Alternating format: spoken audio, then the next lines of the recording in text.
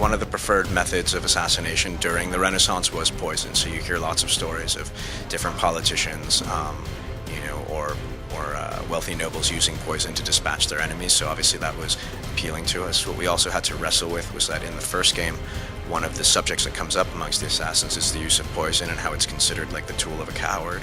But there is, again, because I can't say too much without giving away spoilers, there is a narrative justification for not just the use of poison in our world, because it's pretty much a given during the Renaissance, but the fact that assassins are now allowed to and are encouraged in some cases to actually use poison is explained when you play the game.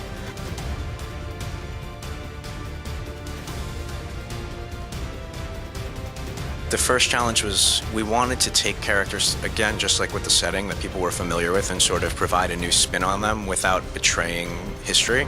And something that was particularly challenging with Leonardo is that most people, when they think of him, envision this older man from that self-portrait. And in our case, throughout most of the game, Leo's quite young. He's, in his 20s and 30s, just like Ezio. And so we had to think of a way to introduce this character that people are familiar with, but present him in a new light. This is the young Leonardo, who's not yet, a master or a supreme mind. He, just like Ezio, is still learning and still finding himself, and so that was really interesting for us to sort of take a character that most people think they know and sort of cast him in a new light, but hopefully one that fits with what we do know about him. And again, we tried to consult history books and historians in crafting his personality. We know that he was actually fairly charming and he had a sense of humor and he was very vivacious and bubbly, and so we tried to capture all of that. We tried to create this character that wasn't so much a wise Zen master, but someone that's really exuberant and very excited about discovering all of these new things. Right, let's see it. Haha! You found another one. It's another blade design. Ezio will become fairly close with a guy named Lorenzo de' Medici, who was the de facto ruler of Florence, even if officially he wasn't. He was the wealthiest and most powerful man, and the Medici family essentially ruled the city. Even if they didn't do so in title, they certainly did so just in practice. And this was a guy who had a lot of enemies and a lot of friends. He was a patron of the arts, but he also pissed off a lot of people, and so he was constantly having to sort of watch his back. At one point, there's a very famous historical episode known as the Pazzi Conspiracy, where a rival family known as the Pazzi conspired.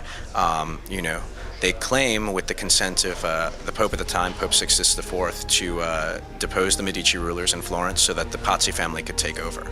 And so this is an event that you'll actually get to participate in when you play the game. And Ezio winds up saving Lorenzo, and as a result, the two of them begin this relationship. As we'll eventually discover, the men that wanted Lorenzo dead are the same people responsible for the tragedy that befalls Ezio at the beginning of the game, and so their interests are aligned and they begin to work together to uncover this mystery and take down the bad guys.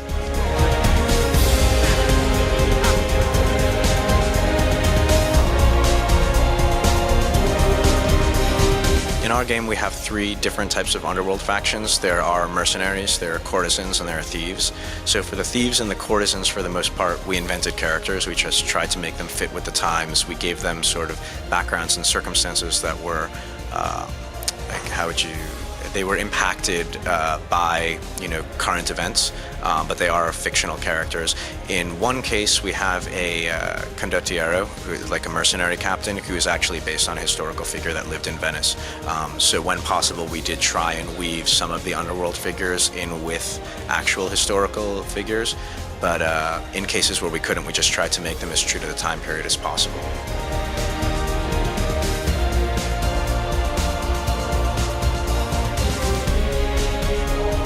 Writing a plot twist is a painful experience. It's best when they sort of happen randomly and it just strikes you and you're like, great, because other times you're so concerned about all the people on the internet message boards that are going to tell you that they saw it coming from a mile away and their grandmother could do it better. And so we try and think of all of the various things that people are going to expect and then cross them off the list, and I think that there are a couple of instances in the game where people will be genuinely surprised. The storyline in this game evolves. Initially, this terrible thing happens to Ezio's family. He embarks on this quest for vengeance, but fairly quickly he begins to realize there's more going on, and it becomes a story that's less about vengeance and more about duty, as he discovers that he has this assassin heritage. And obviously you'll discover that the people involved in the tragedy that befalls his family may or may not also be associated with the Templars. Because at the end of the day, the Assassin's Creed franchise is also very much about this eternal struggle between these two sides. And so we eventually in the story will work to show the player how it is the events at the beginning of the game are connected to the ages-old struggle between Templars and Assassins. So it still plays a very big role in our game, but its details are for the player to discover.